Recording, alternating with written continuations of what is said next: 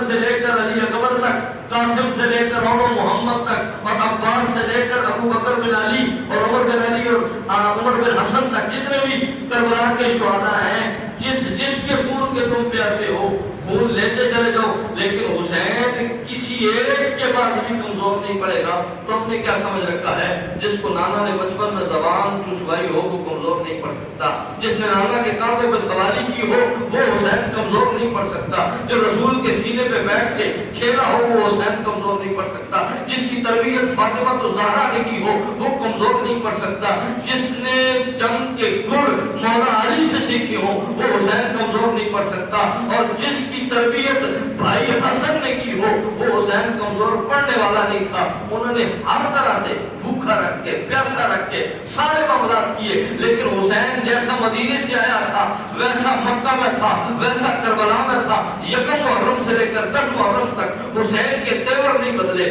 حسین اگر بھوکا تھا تو بھوک میں حسین نے کمزوری کا مظاہرہ نہیں کیا، پیاس کے اندر حسین حتیٰ کہ بچیوں کی پیاس بھی امام علی مقام نے دیکھی، لیکن امام علی مقام نے کمزوری کا مظاہرہ نہیں کیا۔ جب یہ سارے معاملات ہو گئے تو پھر وہ جنگ کے لیے تیار ہونے کا کہ یہ اس کے کٹنے کے علاوہ اور کوئی حل نہیں ہے۔ تو امام علی مقام کے مقابلے میں وہ بدر بن سہیل کہنے لگا کہ کیسے بندوں کو بھیج رہے ہو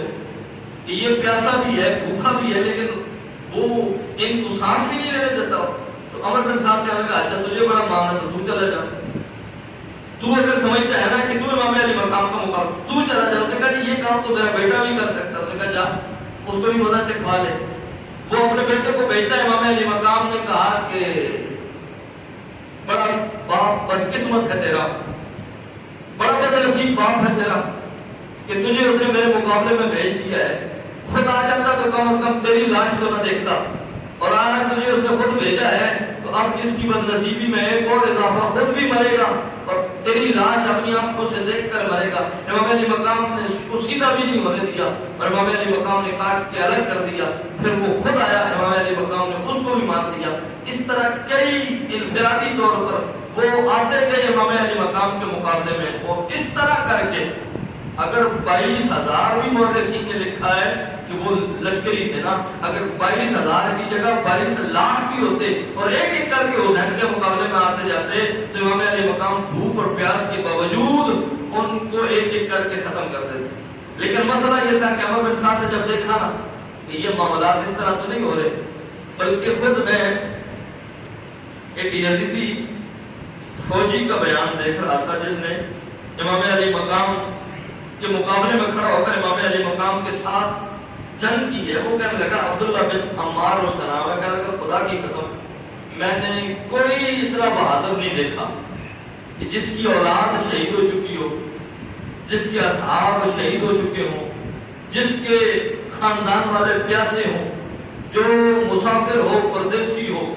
اور اس کی جرأت اور دلیری کا یہ عالم ہو کہ جس طرف وہ حملہ کرتا تھا دشمن اس طرح بھاگتا تھا کہ جس طرح بھیڑیوں کو دیکھ کر بھیڑیں بھاگتی ہیں۔ یہ تاریخ طبری والے نے عربی الفاظ کے ساتھ یہ بات نقل کی ہے کہ وہ خود کہتا ہے کہ ہمارے فوجی اس طرح آگے باگے بھاگتے تھے امام علی مقام کے، جس طرح بھیڑیے کو ڈر کر، بھیڑیے سے ڈر کر، بھیڑیے کو دیکھ کر بھیڑیں اور بکریاں بھاگ جاتی ہیں، اس طرح حسین کی تلوار کی کاٹ سے وہ دوڑتے تھے، بھاگتے تھے امام علی مقام کی تلوار سے۔ اور عمر بن سعد نے اعلان کر دیا، اس نے کہا حسین کو تنہا تم شہید نہیں کر سکتے۔ امام علی مقام کو کھیرا ڈالا گیا، تلواریں ماری گئی، نیزے مارے گئے، زخمی کر دیے گئے۔ ایک وقت آیا کہ امام علی مقام گھوڑے کی پونچھ سے زمین پر آ گئے، گھوڑے کی پونچھ سے، اور کیا وہ منظر ہوگا۔ سیدہ ام سلمہ سلام اللہ علیہا فرماتی ہیں میں جس دن امام علی مقام شہید ہوئے اس نے خواب دیکھا، اور خواب کے اندر حضور کو اس کیفیت میں دیکھا،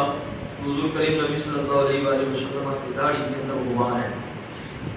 مٹی کے نشانات ہیں، کپڑوں پر مٹی کا آثار نظر آتے ہیں۔ سیدہ فرماتی ہیں حضور کی زلفیں جن کی قسمیں میرا رب اٹھاتا ہے، وہ زلفیں مٹی سے پراگندہ ہے۔ تو میں نے رسول اللہ صلی اللہ علیہ وسلم سے پوچھا یا رسول اللہ کبھی خواب میں آپ کو ایسے نہیں دیکھتا جیسے آج آپ نظر آتے ہیں۔ حضور کریم نبی صلی اللہ علیہ وسلم نے الفاظ میں ارشاد فرمایا، حضور فرمایا شہید کو قتل الحسین عارفہ، میں ابھی حسین کی مقتل گاہ سے جہاں حسین شہید ہوئے وہاں سے اٹھ گیا۔ یہ تو دنیا نے ویسے دیکھا ہے حسین کربلا کی زمین پر گرے ہیں، لیکن ایسا نہیں ہوا۔ امام علی مقام کو کسی نے زمین پر گرنے نہیں دیا۔ قدر والے جانتے ہیں قدر و شان آنے ہے۔ یہ بے قدر لوگ یہ چیز نہیں سمجھتے، وہ تو بدبخت ملوک تھے، انہوں نے نواسہ رسول۔ آپ اندازہ لگائیں یار، یہ اب 15 صدی ہو گئے، ہم اتنے گندے ہیں نا، جھوٹ ہم بولتے ہیں، فراڈ ہم کرتے ہیں، سود رشوت، مطلب دنیا کا کوئی گناہ ہم نے نہیں چھوڑا، لیکن اس کے باوجود اہل بیت کا نام سن کر دل کے اندر خیال نہیں آتا کہ یار وہ کیسے لوگ تھے کہ جن کو اتنا بھی حیا نہیں آیا۔ آج ہمارا اگر پیر آ جائے نا پیر،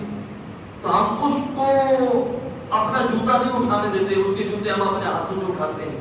اس کے پاؤں پکڑ کر جوتوں میں رکھتے ہیں، اس کا جوتا اپنے سینے سے لگا کے رکھتے ہیں۔ کیسے بدبخت لوگ تھے۔ اصل میں مسئلہ یہ تھا کہ ان کی آنکھوں پر پٹی بن گئی تھی، لالچ کی، ہرس کی، وغیرہ ایسا ہو ہی نہیں سکتا کہ نواز رسول سامنے اور دنیا پہچاننے سے انکار کرے۔ تو امام علی مقام انہوں نے زخمی کر دیا، اور سیدہ کائنات حسین کا مقام وہی سمجھ سکتا ہے جس کے رگوں کے اندر پاک خون ہو، حلالی خون ہو۔ امام علی مقام کے حوالے سے آتا ہے کہ رات کے وقت حضرت علی اکبر کو امام علی مقام نے بھیجا نا میدان کربلا کا جائزہ لینے کے لیے، کیونکہ ظاہری بات ہے 10 محرم کی رات جب حضرت علی اکبر جب آئے نا، تو بس وہ اس دن جو اکبر کی اذان تھی وہ کیا اذان تھی، اور وہی علی اکبر کی اذان ہے کہ جو آج ہماری مسجدوں میں اذانیں ہو رہی ہیں۔ بس علی اکبر نے وہ کس خلوص کے ساتھ، کس محبت کے ساتھ وہ اذان پڑھی، شاید میرے خیال سے ایسی اذان کائنات کے اندر پھر کسی نے نہیں پڑھی۔ تو کہا کہ میدان کربلا کا منظر دیکھ کر کہنے لگے ابو جی ایک عورت کو دیکھ کے آیا ہوں، وہ پردہ ہے، میدان کربلا میں بیٹھی ہوئی ہے، آنکھوں میں آنسو ہے، پردے کی کیفیت ہے، لیکن کربلا کے میدان میں وہ چھوٹے چھوٹے کنکر چل رہی ہے، میدان کو صاف کر رہی ہے،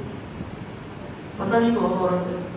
یہاں تو ہمارا کوئی بھی جو ہے وہ مددگار نہیں ہے، پھوپھی جان کو اپنے خیمے میں قرآن پڑھ رہی ہے، امی جان اپنے خیمے میں قرآن پڑھ رہی ہیں، آپ اپنے خیمے میں قرآن پڑھ رہے ہیں، اس عورت کو میں نہیں جانتا ہے با پردہ